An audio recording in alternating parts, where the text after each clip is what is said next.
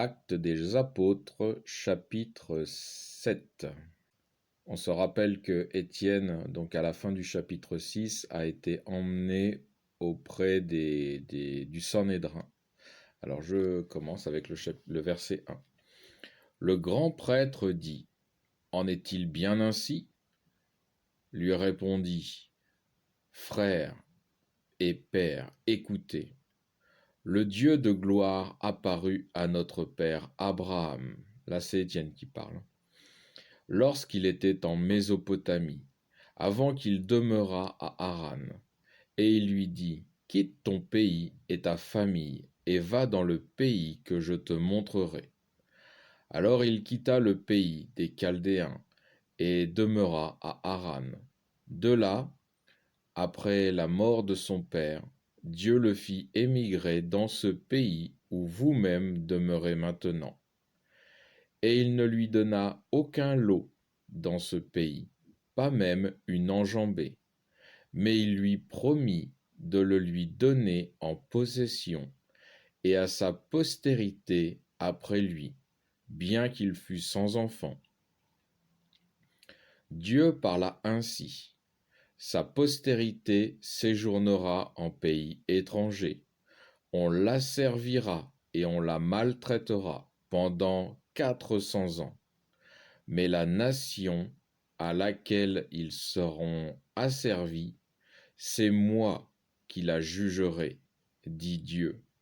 Et après cela, ils sortiront et ils m'adoreront en ce lieu. Et Dieu lui donna l'alliance de la circoncision. Et ainsi, Abraham, après avoir engendré Isaac, le circoncit le 8e jour. Puis Isaac engendra et circoncit Jacob, et Jacob les 12 patriarches. Et les patriarches, jalousant Joseph, donc leur frère, le vendirent pour l'Égypte.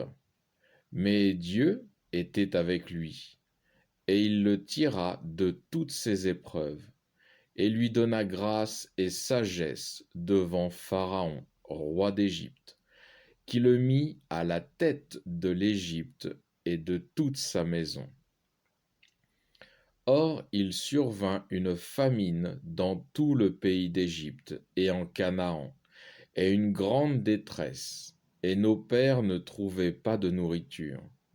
Mais Jacob, ayant appris qu'il y avait des vivres en Égypte, y envoya nos pères une première fois, donc les 12 patriarches, les 12 frères de Jacob.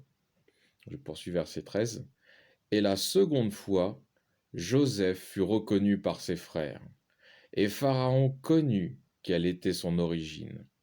Et Joseph envoya chercher Jacob, son père, et toute la famille, composée de 75 personnes. Et Jacob descendit en Égypte, et il mourut, ainsi que nos pères.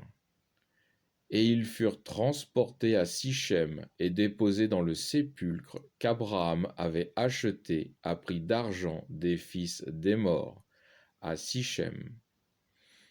Comme le temps approchait où devait s'accomplir la promesse que Dieu avait faite à Abraham, le peuple s'accrut et se multiplia en Égypte, jusqu'à ce que se leva sur l'Égypte un autre roi qui ne connaissait pas Joseph. Ce roi, usant de ruse envers notre race, maltraita nos pères en leur faisant exposer leurs enfants afin qu'ils ne vécussent pas.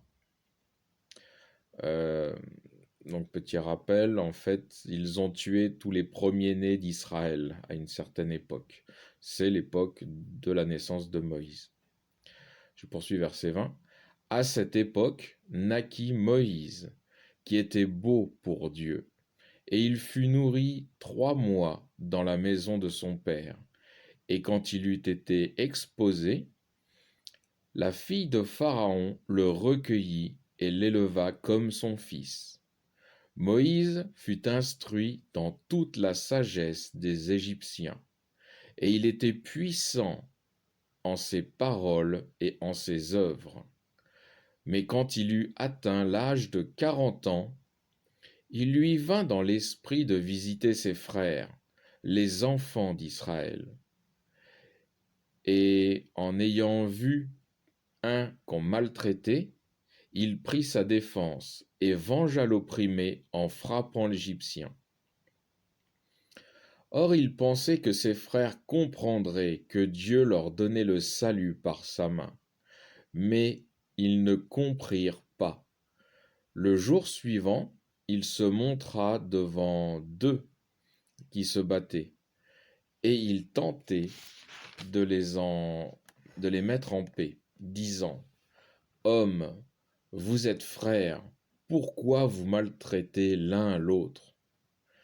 Mais celui qui maltraitait son congénère le repoussa, disant: Qui t'a établi chef et juge sur nous? Veux-tu me tuer comme tu as tué hier l'Égyptien? À cette parole, Moïse s'enfuit, et il alla séjourner au pays de Madian, où il engendra 2 fils. 40 ans s'étant écoulés, un ange lui apparut au désert du mont Sinaï, dans la flamme d'un buisson en feu. À cette vue, Moïse était étonné de l'apparition, et comme il s'approchait pour regarder, la voix du Seigneur se fit entendre. Je suis le Dieu de tes pères, le Dieu d'Abraham, d'Isaac et de Jacob. Mais devenu tremblant, Moïse n'osait regarder. Et le Seigneur lui dit: Ôte la chaussure de tes pieds, car le lieu où tu te tiens est une terre sainte. J'ai vu l'affliction de mon peuple qui est en Égypte. J'ai entendu leurs gémissements, et je suis descendu pour les délivrer. Et maintenant, viens, que je t'envoie en Égypte. Ce Moïse qu'ils avaient renié en disant: Qui t'a établi chef et juge? C'est lui que Dieu a envoyé comme chef et rédempteur, avec l'assistance de l'ange qui lui était apparu dans le buisson. C'est lui qui les fit sortir en opérant des prodiges et des miracles dans la terre d'Égypte, dans la mer Rouge et au désert pendant 40 ans. C'est ce Moïse qui dit aux enfants d'Israël: Dieu vous suscitera d'entre vos frères un prophète comme moi.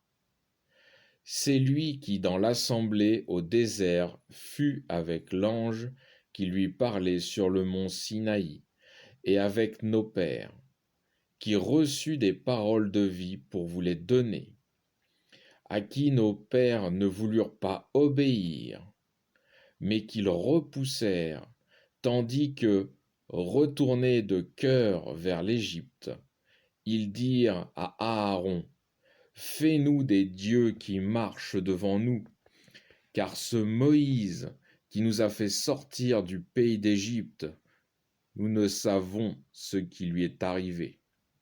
Ils fabriquèrent en ces jours-là un veau d'or, et ils offrirent un sacrifice à l'idole, et ils se réjouissaient des œuvres de leurs mains.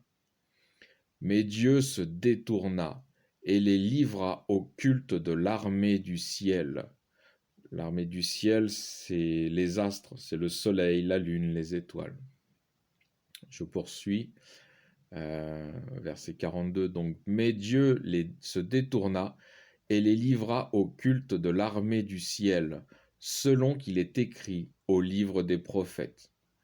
M'avez-vous offert des victimes et des sacrifices pendant 40 ans au désert, maison d'Israël? Vous avez porté la tente de Moloch et l'astre de votre dieu Réphan, les images que vous avez faites pour les adorer. Aussi je vous transporterai par delà Babylone. Nos pères dans le désert avaient le tabernacle du témoignage, comme l'avait ordonné celui qui dit à Moïse de le faire selon le modèle qu'il avait vu. L'ayant reçu, nos pères l'amenèrent aussi avec Josué, lorsqu'ils firent la conquête sur les nations que Dieu chassa de devant nos pères, et ils le gardèrent jusqu'au jour de David. Donc le tabernacle du témoignage, les tabernacles, et enfin tout ça, ils avaient une espèce de c'était comme un mini-temple portatif qu'ils avaient dans le désert, donc pendant 40 ans, enfin plus de 40 ans parce qu'ils l'avaient encore après, mais enfin c'était comme on va dire, un espèce de mini-temple portatif, voilà, le temps que, tout le temps, jusqu'à David, ils avaient ça. C'est là où ils transportaient, il y avait aussi l'Arche de l'Alliance et les tablettes, tout ça. Je poursuis verset 46. Celui-ci trouva grâce devant Dieu, donc David, et il demanda de trouver une demeure pour le Dieu de Jacob. Néanmoins, ce fut Salomon, donc le fils de David, qui lui bâtit une maison.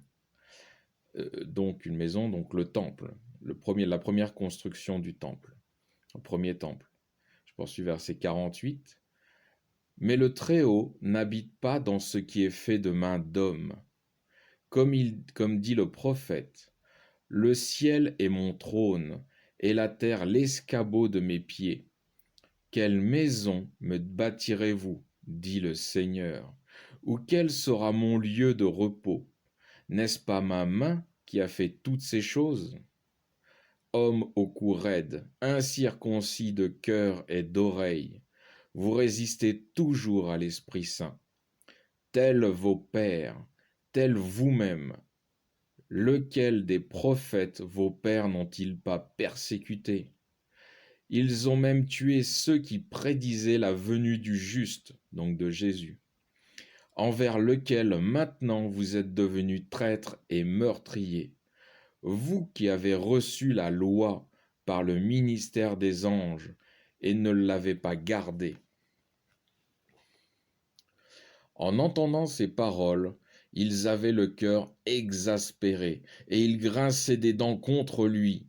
Mais Étienne, qui était rempli de l'Esprit Saint, ayant fixé les yeux au ciel, vit la gloire de Dieu, et Jésus debout à la droite de Dieu.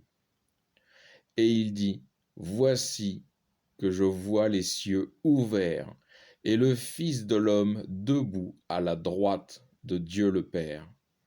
Ils poussèrent des cris, des grands cris, se bouchèrent les oreilles et se jetèrent tous ensemble sur lui.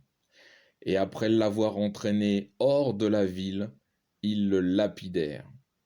Les témoins déposèrent leurs vêtements aux pieds d'un jeune homme nommé Saul. Pendant qu'ils lapidaient Étienne, ils priaient en disant, Seigneur Jésus, recevez mon esprit.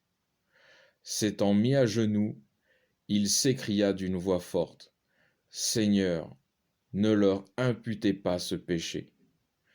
Et cela dit, il mourut. Or, Saul approuvait qu'on le fît mourir. Fin du chapitre 7.